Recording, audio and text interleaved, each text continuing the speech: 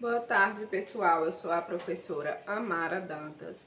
Serei a professora de vocês do 6º ano, certo, pessoal? Aí do Tertulino Cunha, em Cacimbas. Bom, minha gente, a aula de hoje, na verdade, é um pequeno vídeo introdutório de apresentação e, ao mesmo tempo, uma pequena pincelada do que a gente vai ver na próxima semana sobre o conteúdo de História. Minha gente, é o seguinte, a gente vai começar com a introdução da história, certo? E os processos que a história passou para chegar da forma como ela é repassada nos dias atuais. Minha gente, é o seguinte, Heródoto de Halicarnasso, ele é considerado o pai da história.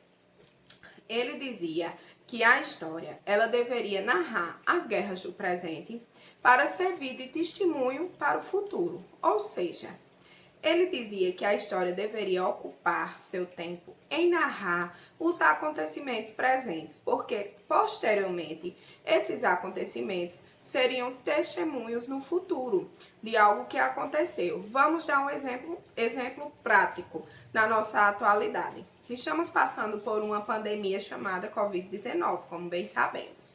Vamos supor que daqui a uns 10, 20 anos estaremos dizendo para as outras pessoas que não são dessa época, mas da época futura, que ocorreu no ano de 2019 para 2020, 2021, uma pandemia chamada Covid-19, em que todos tiveram que se isolar, as aulas foram por meio de celular e etc, etc. Só que, de acordo com Heródoto de Halicarnasso, a gente deve narrar o acontecimento agora, falar agora, não quer narrar, é contar, falar, registrar o acontecimento agora, porque lá na frente, daqui a 10, 20 anos, esse acontecimento vai servir de testemunho para as pessoas do futuro. Ou seja, eu digo agora, através de vídeos, de textos, de livros sobre tal acontecimento, como por exemplo, da Covid-19, vamos supor que eu faça um livro contando relatos sobre essa pandemia. Daqui a 10, 20 anos, este relato que eu arquivei em um livro será como testemunho, servirá como testemunho para esse acontecimento no futuro. Então, segundo Heródoto de Halicarnasso, pai da história, a história deveria se ocupar em falar, em contar os acontecimentos presentes, porque ele dizia que no futuro esses acontecimentos serviriam como testemunho para aquelas pessoas do futuro, ou seja, serviria como uma espécie de testemunho de tudo aquilo que aconteceu. Outro ponto importante, segundo a história, é que por volta de 1800 a 1900, a história ela passou a ser vista como uma verdade absoluta. O que é isso, professora? Como é a história ser vista como uma verdade absoluta? A história ser vista como verdade absoluta é que ela não cabe interpretações. Por exemplo, vamos dar um exemplo de um acontecimento histórico, o descobrimento do Brasil. Pedro Álvares Cabral descobriu o Brasil em 1500, tal, tal e tal. Então, quando a gente vai estudar História do Brasil, vamos supor que no livro tenha lá, Pedro Álvares Cabral, por volta de 1500, descobriu o Brasil. Aportou com suas caravelas e tal, e fala da experiência, do choque de cultura de Pedro Álvares Cabral com os nativos aqui do Brasil, que são os índios. Enfim, o aluno que, quando vai estudar para uma prova de história, que ele bota exatamente como está no livro, ele está fazendo uma história como uma verdade absoluta, ele não está colocando a sua interpretação. A história como verdade absoluta, ela não cabe interpretação.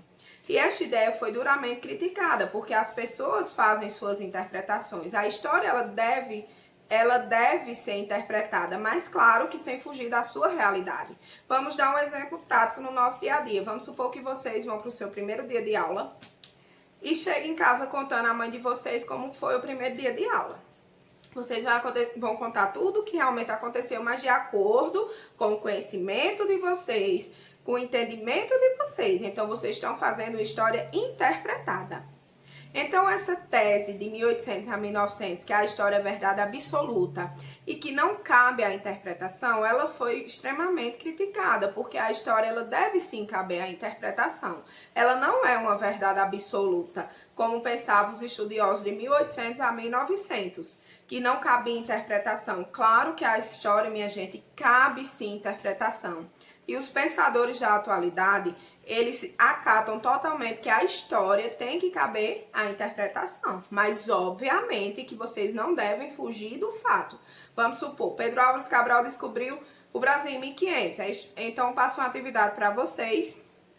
E vocês vão pegar e vão responder essa atividade, perdão. Vocês vão responder essa atividade de acordo com o conhecimento de vocês. De acordo com a interpretação de vocês. Pedro Álvares Cabral, no ano de 1500, descobriu o Brasil. E quando ele chegou aqui, ele teve um grande choque de cultura com os índios. Eles estranharam a cultura indígena e etc. Vocês vão colocar de acordo com o conhecimento de vocês. Sem colocar exatamente como está no livro. Agora, é claro, vocês têm que contar o que realmente aconteceu, mas do jeito de vocês, na interpretação de vocês. Não podemos fugir da realidade. Temos que contar de acordo com o que realmente aconteceu, mas aos nossos olhos, sem fugir da realidade. Isso é interpretar. Interpretar é você contar aquilo que você entendeu, aquilo que realmente aconteceu, mas com suas palavras. Então, hoje em dia, a história, sim, é uma ciência que narra estudos realmente baseados em fontes extremamente seguras sobre acontecimentos que ocorreram no passado e que cabe à interpretação. Cabe à interpretação do aluno, cabe à interpretação do professor, cabe à interpretação daquele que fez a pesquisa. Mas, claro, sem fugir da realidade. Isso é a história interpretada, pessoal.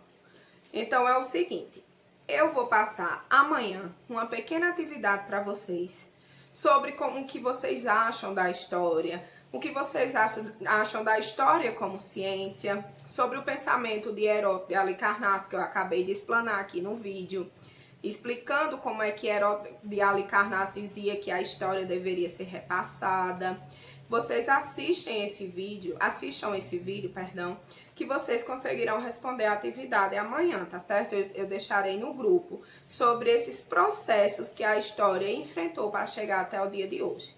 Qualquer dúvida, pessoal, é só entrar em contato comigo no WhatsApp, via privado mesmo, que eu tiro a dúvida de vocês. Não se preocupe, a atividade será bem básica, uma coisa bem simples mesmo, só para vocês terem ideia do que vamos narrar nas próximas aulas, do que vamos estudar para a próxima aula, tá, pessoal? Que é semana que vem, quarta-feira, de 1h da tarde. Então, vejo vocês lá. Beijos!